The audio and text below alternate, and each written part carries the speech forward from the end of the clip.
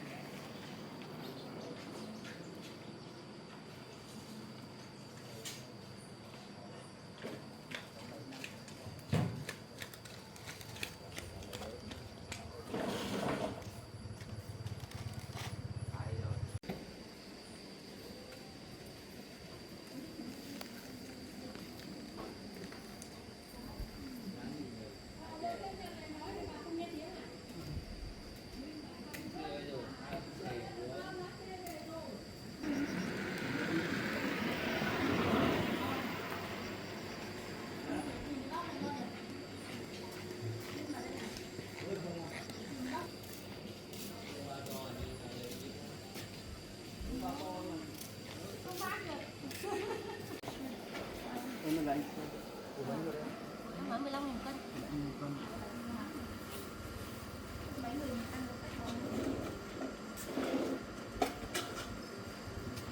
Anh cứ chọn đi.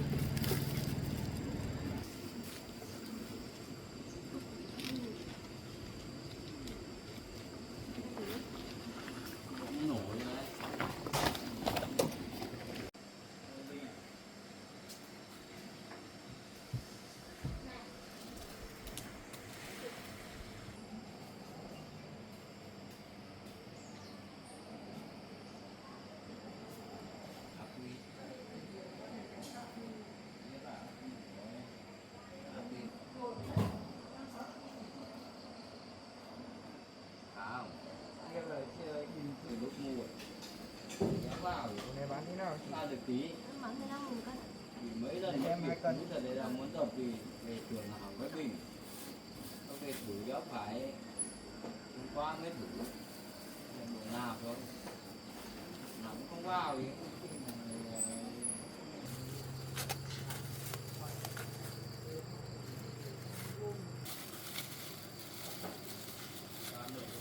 đâu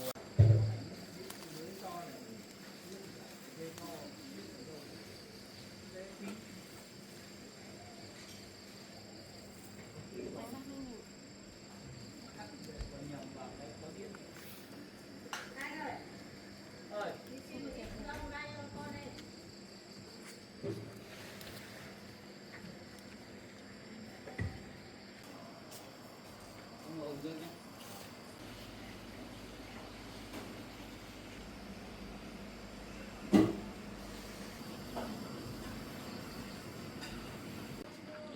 Chị bán cho em 1 cân ổi. Cân 15.000 em nhé. Vâng. Này, cái nó cô bảo là nó mua chip của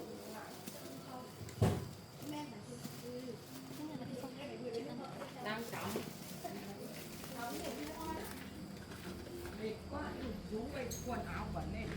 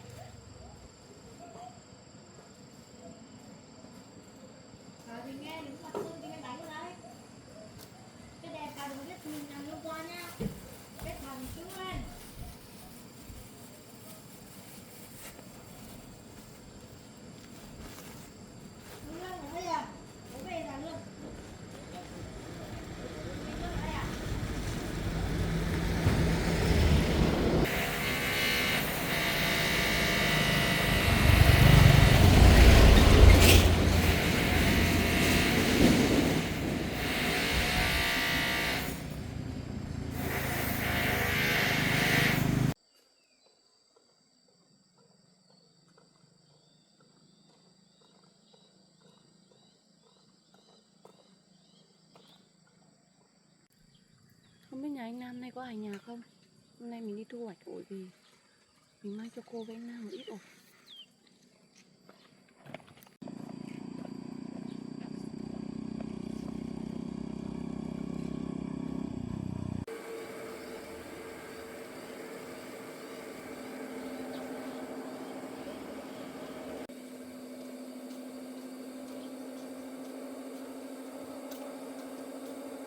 Chào cô ạ. Thế cô ở nhà ạ? Vâng.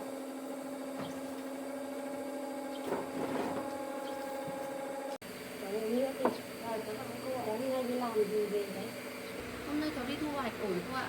Hôm nay cháu thu hoạch ổi được một ít ổi ngon lắm. Cháu bớt lại mấy quả để mang vào cho cô.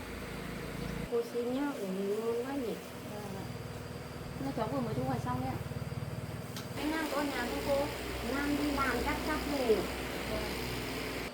Cô thì hôm trước Nam bảo cháu bị ngã trong rừng đỡ chưa mà đi làm. Cháu cảm ơn cô ạ. May là hôm đấy có anh Nam anh giúp đỡ cháu. Nên là cháu bị lạc ở trong rừng, từng ngã bị đau mà anh đưa cháu về. May là có các anh giúp đỡ không cháu cũng không biết phải làm thế nào. Cháu chỉ bị đau nhẹ một chút thôi cô ạ. Nhưng mà hôm nay cháu khỏi rồi nên cháu cũng đi thu hoạch. Thì cháu lần sau đi rừng này bây giờ mùa mưa nữa thì cháu cứ cẩn thận đi, mưa trơn lắm. Vâng. Vâng, cô uống nước đi ạ. Tôi cô uống nước nhé.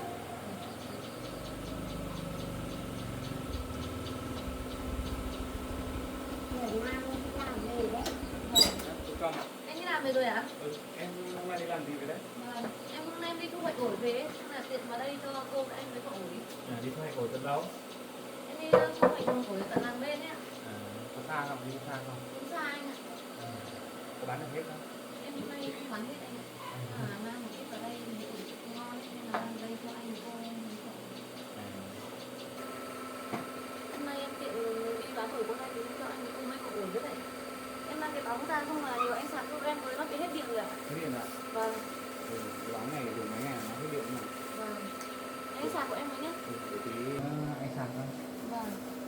trong lán cũng cầm chưa có điện. Chưa có điện đâu mẹ, bây giờ vẫn phải dùng bóng điện, dùng tạm thôi, không thì trong đây tối lắm, không thấy gì. Chưa có điện đúng không ạ? Thế con xuống nhà bác Sơn có đường dây điện qua lán này, con xuống để cho bác cho mắc thì mắc vào lán đi, không cứ ngày hết điện ngày ra đây sạc đi mất thời gian. Sao con không nhớ ra nhỉ? Nhà bác Sơn có cái đường dây điện bên đấy, tí con đi hỏi không thì kéo vào trong đấy cho tú cầm, không thì trong đấy bây giờ cứ dùng cái bóng điện này không ấy, không lại không sáng mấy, bây giờ trong này kéo dây xuống này, lắp thêm một hai cái bóng nữa, xong thì có cái quạt nữa thì mát. Đấy là có điện ở gần hả anh? Ở đấy có một cái đường dây điện nhà bác anh đi vào trong đấy. Thế thì để tí nữa anh xuống hỏi nhà bác Em có bận việc gì không? tí nữa xong bây giờ anh đi làm rồi. Thì anh hộ em với ạ. Thì cũng lại hỏi nhà bác. Thế con bây giờ con xuống hỏi bác đấy cho bác thì con lắp luôn, không có ở trong lán nó tối.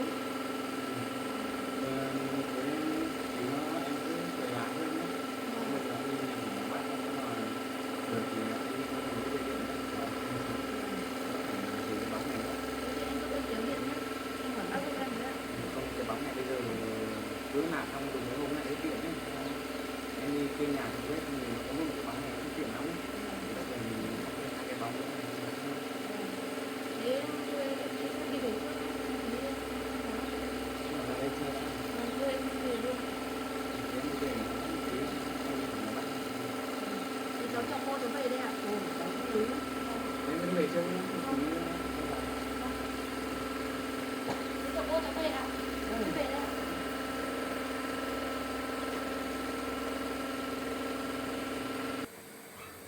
Mẹ cơn gì?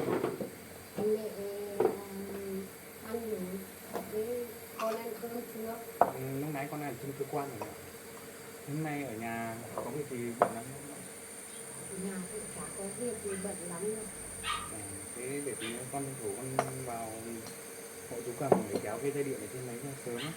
Bây giờ con đi xuống nhà bác Sơn hỏi bác Sơn có kéo không? Thì con đi mua cái dây điện để kéo hộ cô đấy cho sớm. Nó ở trong đấy cái tối không có bóng điện cũng nguy hiểm lắm. Thế thì con đi xuống hỏi bác đi, xong rồi vào lắp dây cho chú cầm sớm sớm, xong là về làm việc nhà. Vâng, thế bây giờ con đi, mẹ cứ ở nhà nghỉ ngơi nhé. Thế Bây giờ con con đi cho đi nó xuống sớm. nhà bác hỏi xem con vào trong lán á.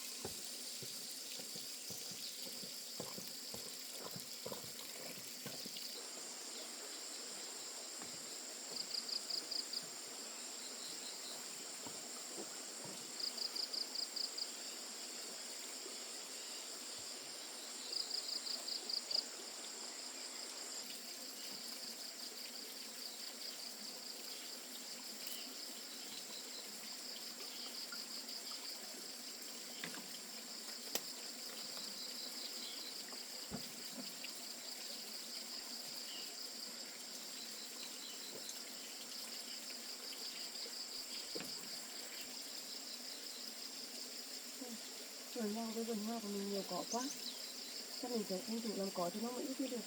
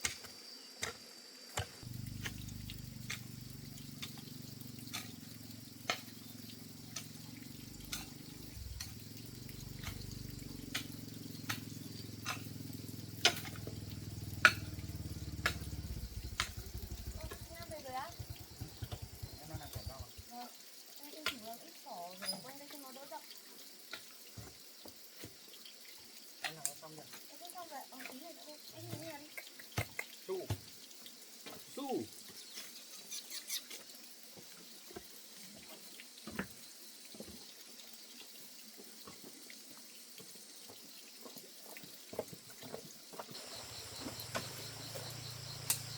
Em làm này vất vả không? Không anh ạ, em tranh thủ làm một tí mà. Ninh nhanh thế. À, anh ra hỏi bác một tí xong thì dòng ra quán mua ít dây điện ấy. Xong thì điện vào đây thì cầm cho em cái quạt ở ngoài nhà, quạt này không dùng đến. Thì ở trong này mùa nóng thì em đi làm về không có cái quạt cũng vất vả, này bếp củi nữa. Bây giờ mùa này cũng nắng, đang vào điện của nó nóng. Uống nước đi. Một thời gian nữa nó còn nóng nữa đấy, bây giờ nó cũng chỉ bình thường thôi. Không thì em nấu cái bếp củi như này bây giờ nóng nữa, trong ăn cơm lại nóng nữa. Thế là bây giờ mình kéo điện từ trên này xuống lại. Anh kéo luôn ở cái dây ở trên này này. Thì anh hỏi nhà bác rồi, nhà bác cho kéo rồi. Thế là bác đồng ý cho kéo nhiều rồi. Nó lại mua thêm cho em 2 cái bóng điện nữa, một cái này ở trên nhà, với một cái dưới bếp. Mình kéo điện xong mình đấu bóng này vào ấy. Mình kéo điện xong mình đấu bóng đấy thôi. Bóng này sáng lắm. Cho em đỡ phải cái bằng này dây điện anh mua 30 mét dây điện là cách là đủ. Không thì ở đây xuống bếp em lại phải cầm cái bóng tích điện như xuống ấy, mỗi lần đi lại như thế là phải cầm bóng nó vất vả đấy. Thì trên nhà lắp một cái, dưới này lắp một cái. Xong có cái quạt này nữa thì em đi làm về thì hoặc là em làm việc ở nhà nóng thì bật lên cho nó mát. Vâng. Thế lát nữa anh kéo xong mà có gì cần em hộ đến cái bạn nhé. Tí nữa em đi chặt hộ anh 1-2 đoạn tre dài dài nhé. Chặt về cọc ạ? Để làm cái cọc mình đỡ cái dây điện ở trên đi qua đường ấy, họ đi qua vướng. Vâng, thế thì em đi chặt cho anh nhé. Bây giờ em đi chặt tre nhé, để anh lấy dây điện lên trên này đấu ở trên này. Vâng, em đi chặt tre cho anh nhé.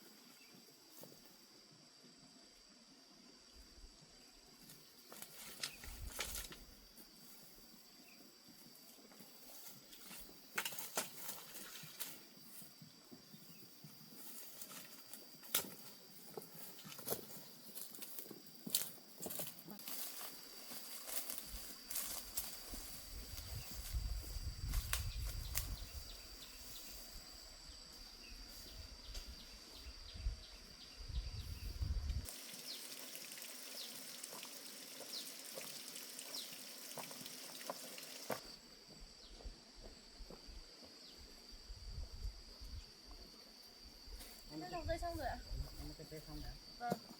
Cái cột đấy mình đào một hố đây nhé. Cái này đủ không anh nhỉ? Đủ. Để đây nhá. Em đào luôn mà anh hố để chôn cái cột đấy vào. Vâng. Thì nên mình đào hố mình lắp cái cột đấy mình ở trên trên. Ở đây nha anh nhá.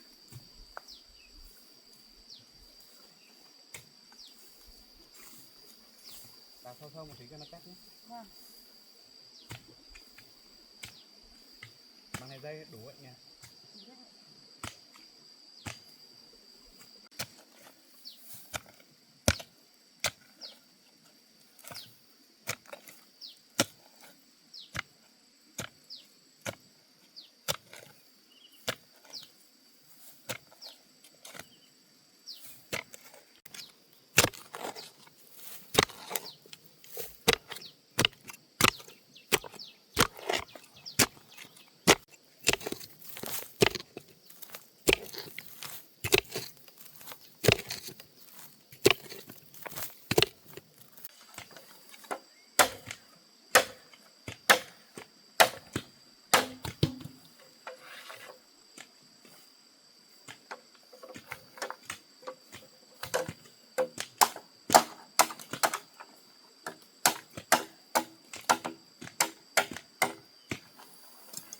Em đào xong chưa? Chắc cái này là đủ đấy anh ạ. Để anh thử nào. Thế này được rồi đấy. Là được chưa? Anh lắp đất vào đi.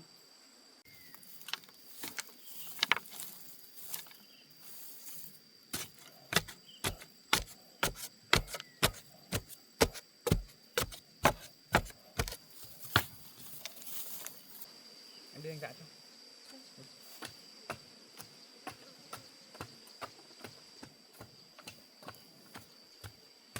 Em từ giờ có điện là mát rồi nhỉ? Vâng. Mà nối được điện thì sẽ không còn nóng nữa. Không, ở trong đồi này nóng lắm. Vâng. May là bác còn cho nối nhiều anh nhỉ? Ba nhà anh dậy tính á. Vâng. Chắc chưa? Tạm được đấy. Đã thêm một tí nữa cho chắc. Bây giờ lấy cái cây để móc cái dây điện lên trên này, xong mình anh kéo xuống dưới. Em lên lấy lại những cây trên kia với.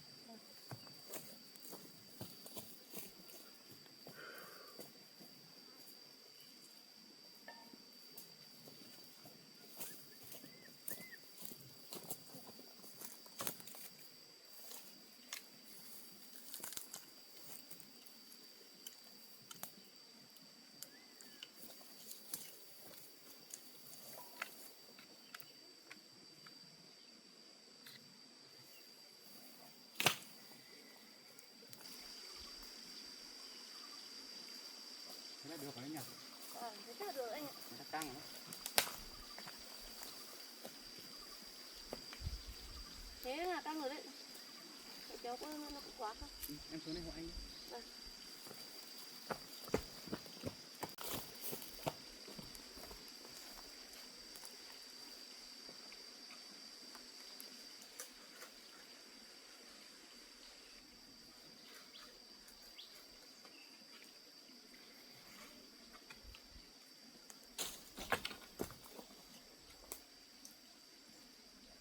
Được rồi đấy. Vâng.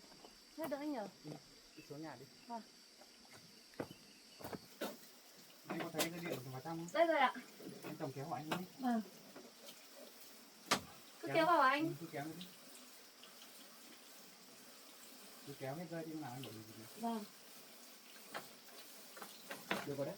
Được rồi ạ. Vâng. Thế em cứ giữ trong này nhé.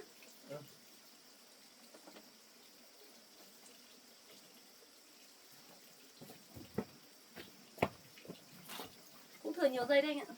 Thừa nhiều dây mình còn làm sang bếp nữa mà. Vâng. Bây giờ anh lắp cho em một cái ổ điện ở đây nhé. Vâng. Xong thì Anh lắp còn thừa thêm một dây cái thì nữa này nhé. mình ra xuống bếp nhỉ. Vâng.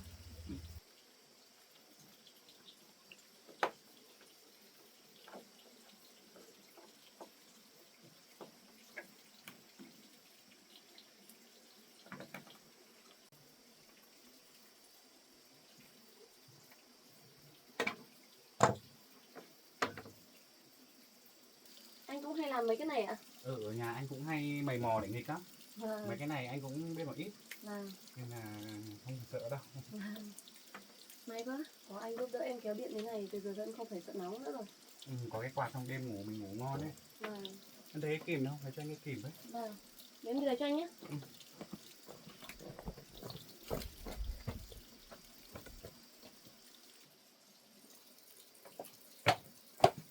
Đây anh ơi, kìm đây ạ. Em cứ đặt đấy cho anh nhé. Em để giường đây nhé. Thì anh lấy cái dây thép buộc cái dây điện vào cho nó chắc. Vâng.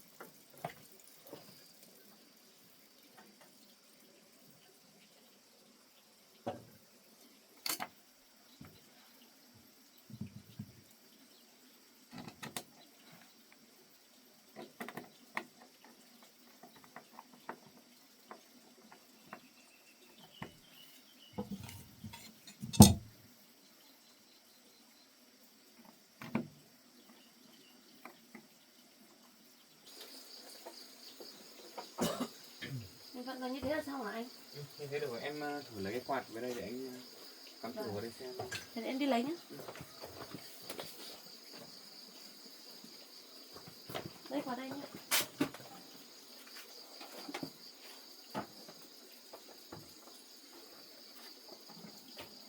Đấy, có điện rồi đấy. Cái này là mát rồi. Này từ giờ em có điện là có quạt rồi, đi làm về không phải sợ nóng nữa. Có cái quạt này đi làm về thì mình quạt được mát ấy. Vâng. Tí nữa anh đấu cho em một cái bóng ở trên nhà này, mẹ lắp cho em một cái ổ điện nhân ở dưới bếp nữa. Vâng. Thì lúc nào em cần dùng điện ở bếp cắm bóng hay là mang quạt xuống bếp quạt ấy thì có ổ dưới đấy luôn.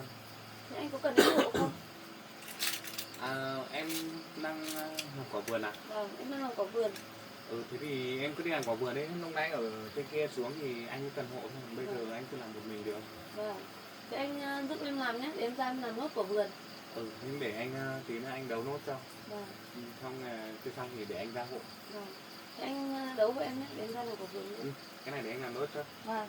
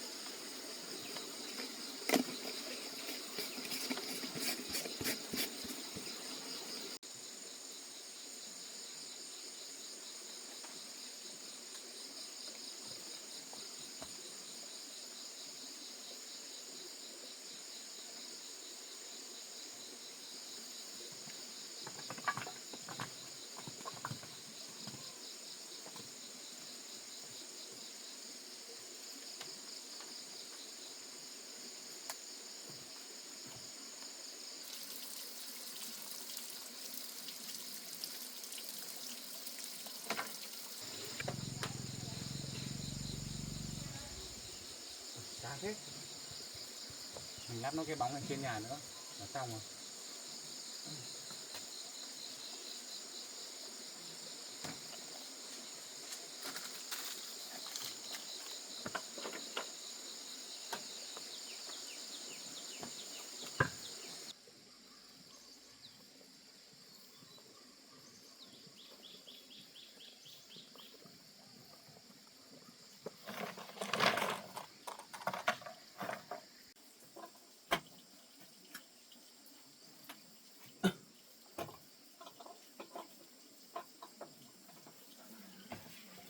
Thế được rồi đấy.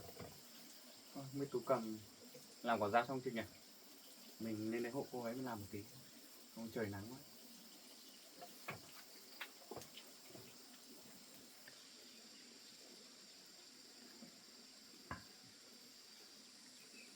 Em làm sắp xong chưa? Em đang làm đây anh làm không được ạ? Đội cái nón vào này không nắng lắm. Đấy hộ làm nó nhanh, không trời nắng lắm. Vâng. Đất này nó hơi cứng ấy anh. Lấy cái búa đóng xuống, lấy cái cây nào dày dày một tí. Hay búa đóng xuống ạ? Mấy cái nào dày dày một tí thôi. Mình phải lấy cái phần tròn một tí. Em kiếm lấy con dao nhé.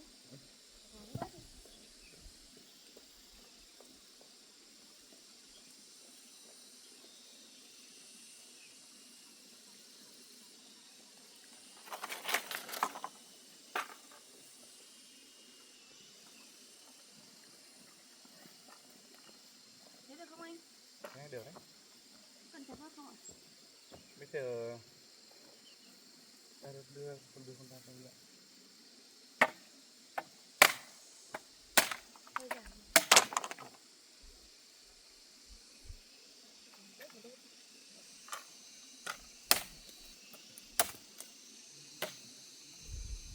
Thế được rồi nhỉ?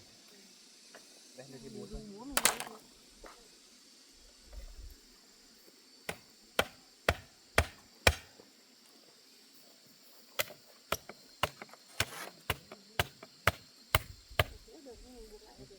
Bây giờ mình buộc cây trước. Bây giờ buộc hai đầu trước. À, mình buộc hai đầu xong mình đóng vào. Mình buộc hai đầu xong mình bắt cây ngang mình buộc vào.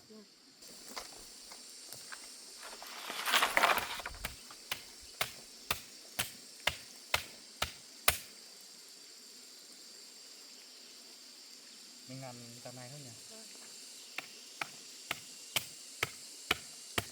Em lấy dây đi, em lấy dây cho mình hộp buộc. Tí nữa cái cây ngang người đặt cao tầm nào?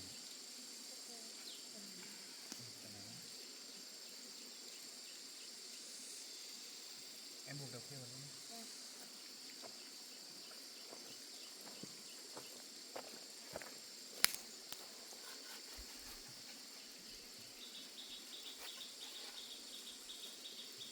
Cái đố này lên mầm nhanh nhỉ? Vâng. Mùa này nó mưa nhiều ấy nên Cái là mùa này trồng khó lắm anh ạ. nó mưa nhiều ấy đâm ra là thành nó hay bị chết. Vâng, Chết nó giống. lên cũng không đều anh.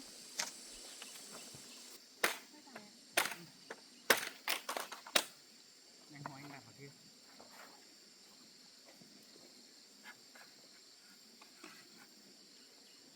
Như vậy là được rồi đấy.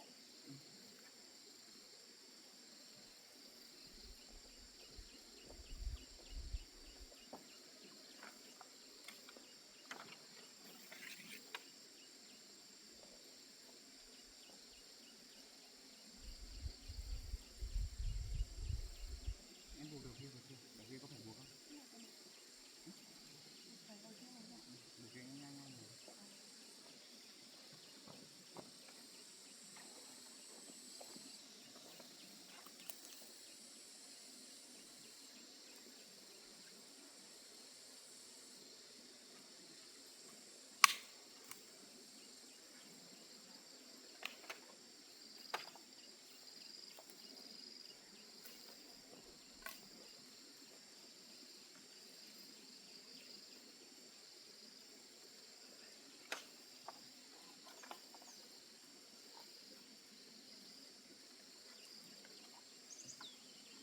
Buộc ở đấy nhé. Đóng nhất để em buộc nhé.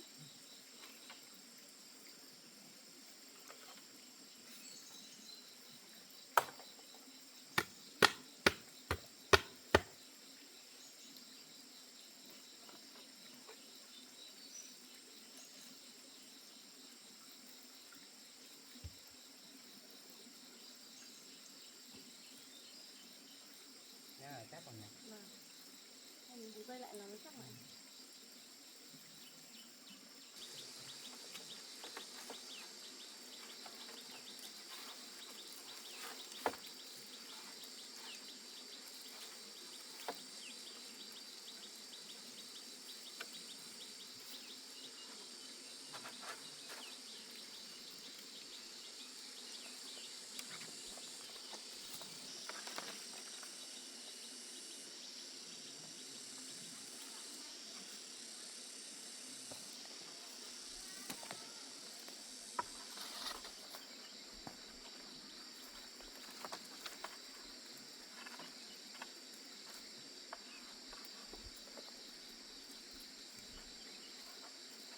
Cái này một thời gian nữa đỗ nó leo lên được không? Vâng. Đấy là đỗ mùa này không được tốt, nhưng mà đỗ mùa sau thì tốt hơn, mình cứ làm dèo vào đây ấy. Mùa này cũng không phải mùa đỗ ấy. Vâng. Nên là em trồng ở như thế này là cũng tỏi đấy. Mình cứ trồng thôi.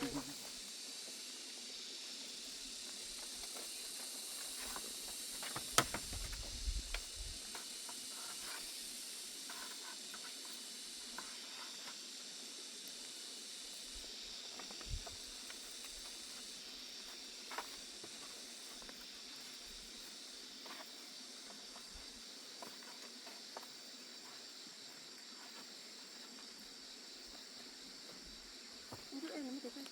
Đây.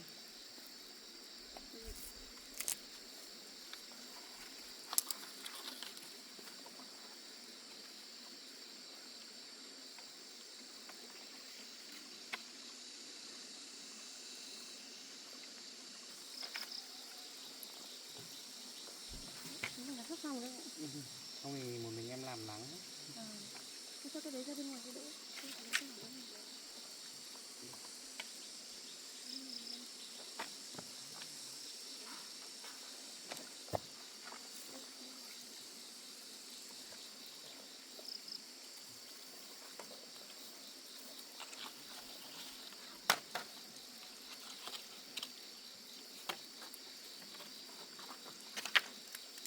Được không anh?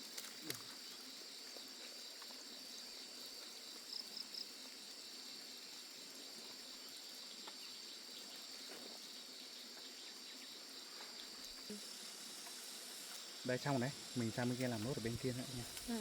Cái này chắc lắm rồi.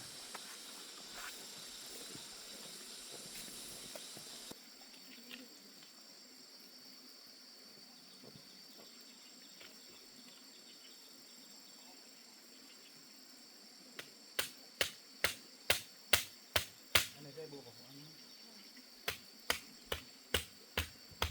Em một tí nhé, em cắt thêm dây.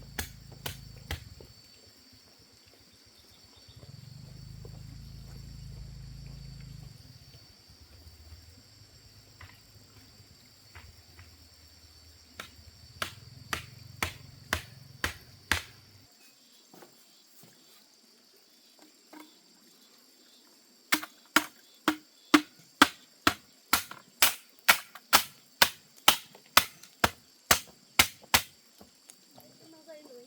Em còn dây gì à? Em buộc. Cái này đây. Cho anh một cái dây.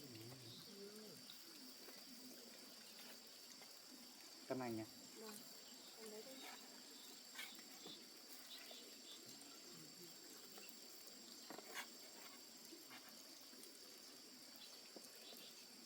Em lấy cái dây đã.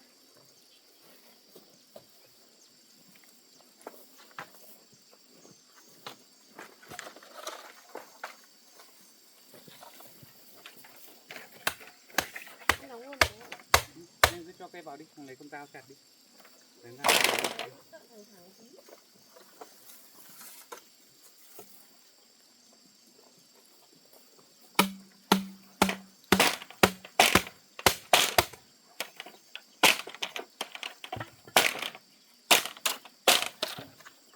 Bây giờ đo thằng em chặt cái nhé.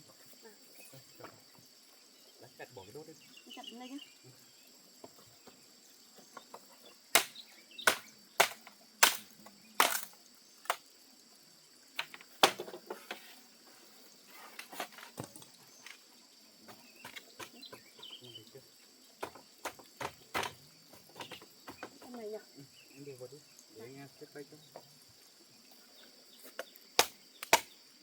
Cái này có ngắn không? Cái được. Anh ngắn nhỉ. Lấy cái này. Cái này cũng khỏe mà.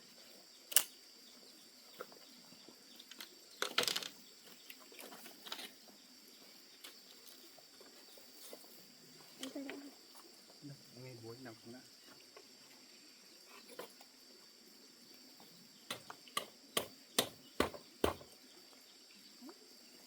Cái này còn là sắc nữa.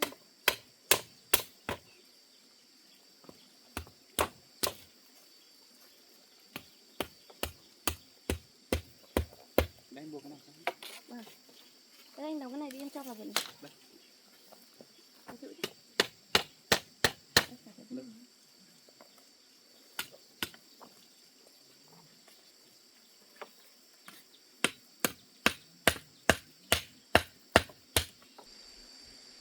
Cái này xong rồi anh nhỉ? Thế là xong rồi. Em dọn đồ nhé. Đẹp quá. Làm này lên nhìn như cái cổng ấy nhỉ. Vâng. Nhìn đúng như cái cổng luôn. Em dọn cái cây này đi. Mấy hôm nữa đâu có mà leo lên được em nhìn đẹp nữa. Vâng. Cái này bỏ xuống nhà là lúc luôn. Em sợ để em.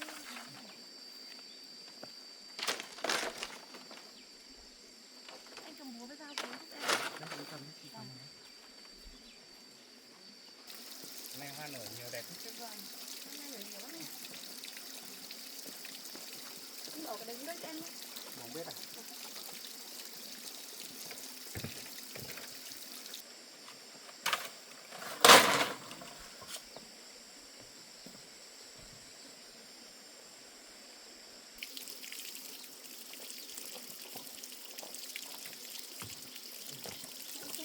Nay lắp cái ổ điện này anh cắm quạt đây. Đây nhé, giờ có cái ổ điện đây em cắm quạt vào đây nhé. Vâng. Đây là mát rồi đấy. Đang mát rồi đấy. Với lại anh lắp thêm một cái bóng điện đây này. Vâng. Tối thì em đóng vào nhé. Vâng. Thế là từ giờ không cần phải dùng bóng tiết điện nữa rồi. Em uống nước đi. Anh có nước này em uống. Hôm nay nóng hết nhỉ. Vâng, hôm nay cũng nóng anh ạ. Mình nóng lắm. Bây giờ có cái quạt này thì em làm cái quạt mát nó đỡ vất. Vâng. Nhất là lúc vào bếp nấu cơm ấy thì là cũng vất vả thế đấy. Vâng. Bây giờ có điện rồi cũng đỡ anh ạ. Anh uống điện em. Bây giờ có điện rồi em cũng không phải mang bóng tiết điện nữa cho anh nạp nữa. Bây giờ cứ thắp điện thôi. Còn Vâng. cái nữa anh mua cho em thêm một ít bóng lắp ngoài này cho nó này. Vâng. Bây giờ ở như này buổi tối sáng là cắm 2 bóng lên là sáng lắm rồi. Sáng khi là cái dưới bếp mình Không đi thì lại. để ít nữa em đi thu hoạch xong là có tiền ấy thì em mua thêm bóng cũng được. Anh không phải mua đâu ạ. Để tốn kém cho anh quá. Thế cũng được. Anh uống nước đi. Thì chỗ hoa kia cũng đẹp quá nhỉ. Nên nữa em đánh nó ra trồng thêm một ít nữa. Em đang định trồng thêm một ít ra chỗ đằng cầu nước này anh này. Nhìn cho nó đẹp. Nhưng mà vẫn chưa có thời gian. Nó nở đẹp kia. Vâng. Anh uống nước đi.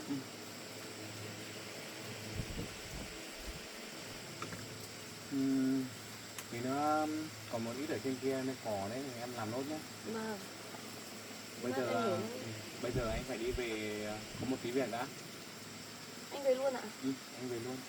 Không thì ở lại đây em nấu cơm rồi ăn cơm luôn. Thôi ở lại đây em nấu cơm để tiền lắm á. Bây giờ anh về anh còn một tí việc nữa, không thì anh không ở. Vâng. Nếu mà anh bận việc thì anh cứ về trước nhé. Thì em cứ ở đây trong nấu cơm ăn cơm nhé. Vâng. Lúc nào rỗi thì anh mới bảo anh em làm việc. Vâng. Anh phải cẩn thận nhé. Anh cứ về đó. Vâng. Anh cứ về cẩn thận nhé.